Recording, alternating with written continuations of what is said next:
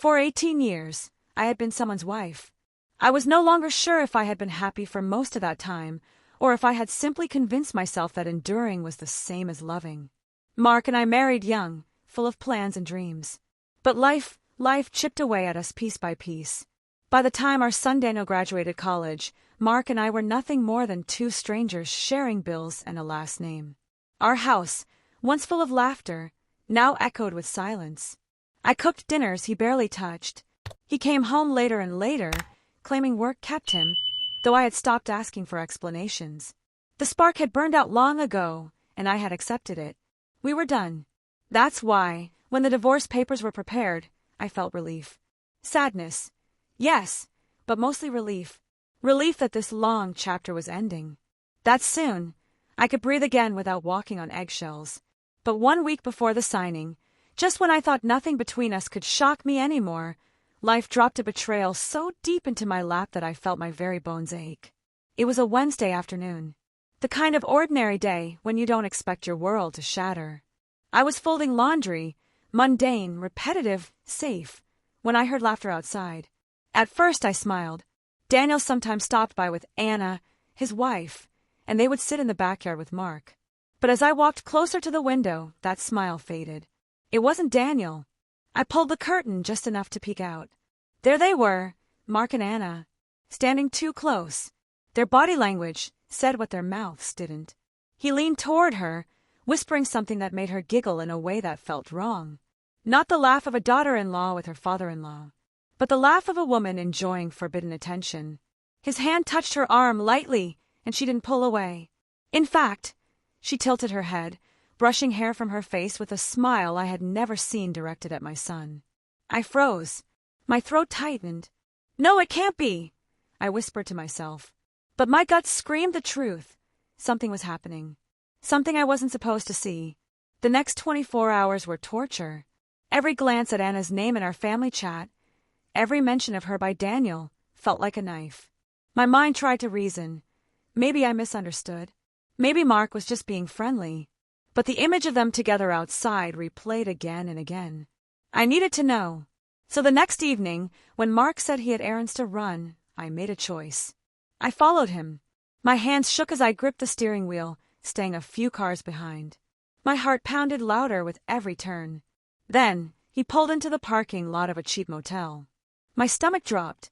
I waited, staring at the entrance, praying I was wrong. But minutes later, Anna's car pulled in. She stepped out, scanning the lot nervously before rushing inside. That was it. The truth undeniable. My husband and my son's wife. I couldn't breathe. My chest ached as if someone had cracked it open. I gripped the steering wheel, so hard my knuckles turned white.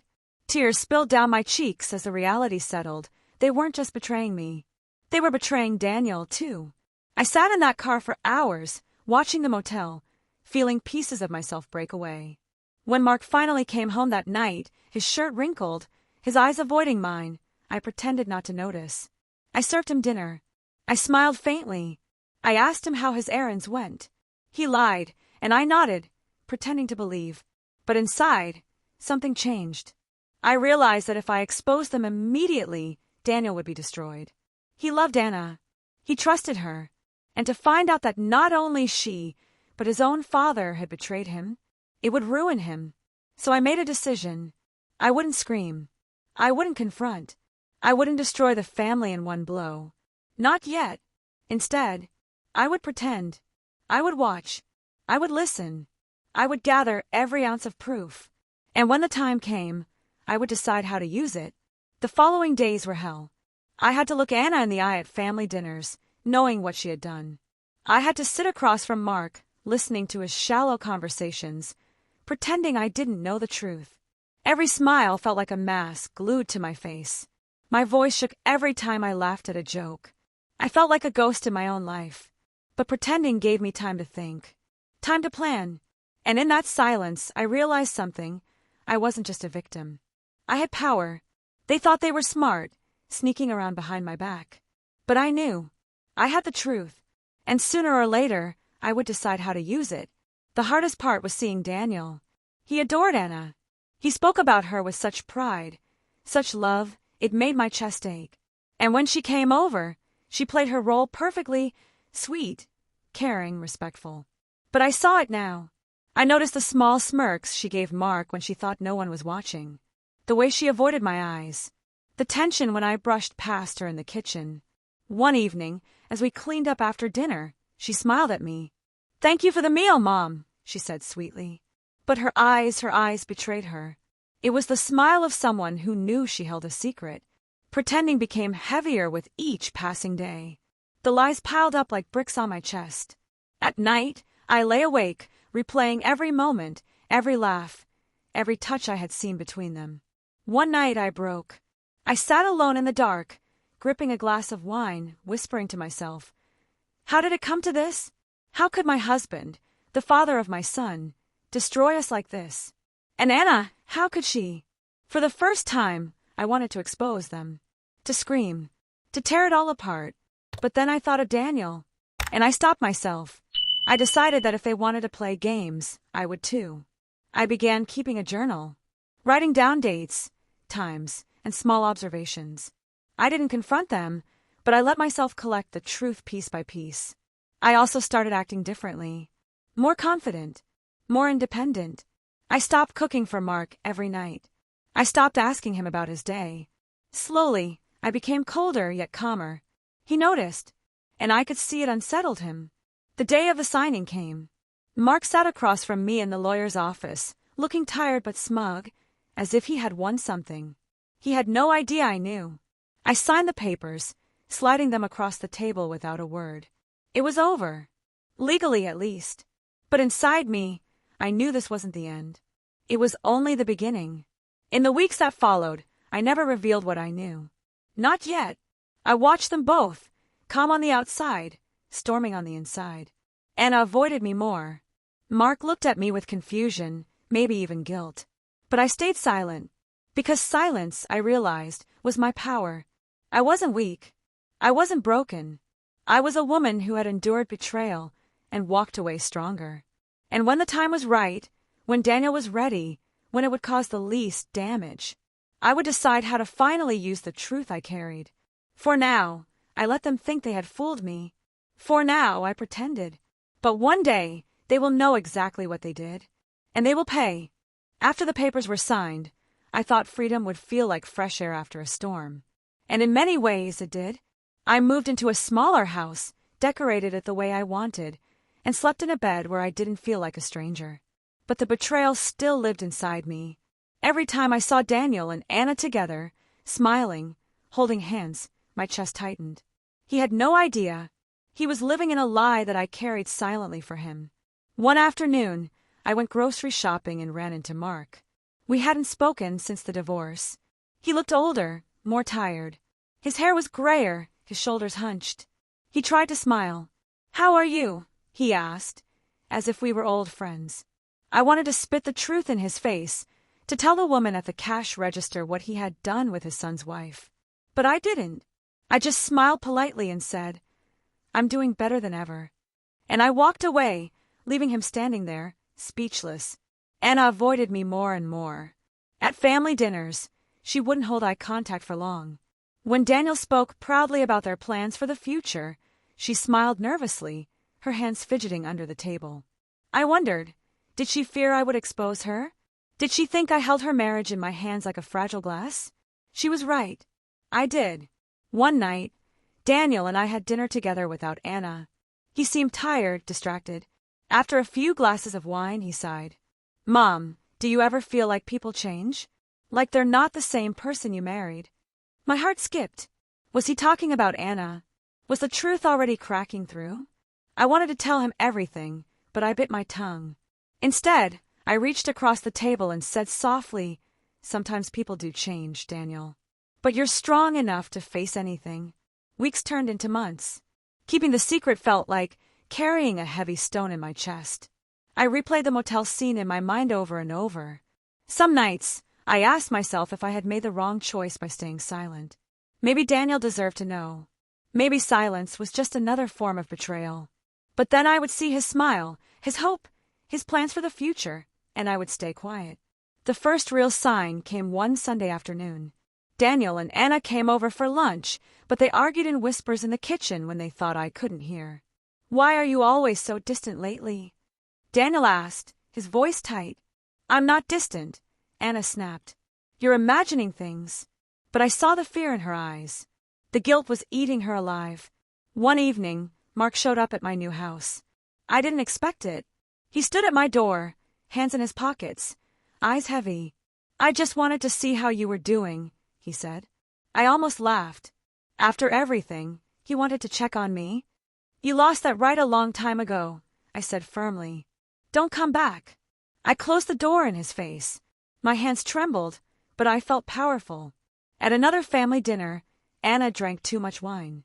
Her cheeks flushed, her words slurred slightly. At one point, she looked at me, eyes glassy, and whispered, "I'm sorry." No one else heard it, just me. But in that moment, I knew the guilt was tearing her apart. She couldn't hide forever. Not long after, Daniel called me late at night. His voice was heavy, uncertain. "Mom, do you think Anna really loves me?" I froze. My throat tightened. "Why would you ask that?" I said carefully. "I don't know," he sighed. "Sometimes I feel like she's hiding something from me." My heart ached. The truth was clawing its way to the surface. I still haven't told him. Maybe I never will. Maybe the truth will come out on its own. But one thing is certain, silence has changed me. It has made me stronger, sharper, more aware. I live each day with the knowledge that I hold a secret powerful enough to shatter lives. And sometimes, that power feels heavier than I can bear. But other times, it feels like freedom. Because while they betrayed me, I survived. And that, in the end, is my quiet revenge. Daniel's birthday arrived, and I hosted dinner at my house. Anna brought a cake, smiling nervously the entire time. Mark showed up too, uninvited, which already set the tension. As we all sat around the table, I couldn't stop watching the way Anna and Mark avoided looking at each other. Daniel noticed too. His eyes narrowed, suspicion flickering.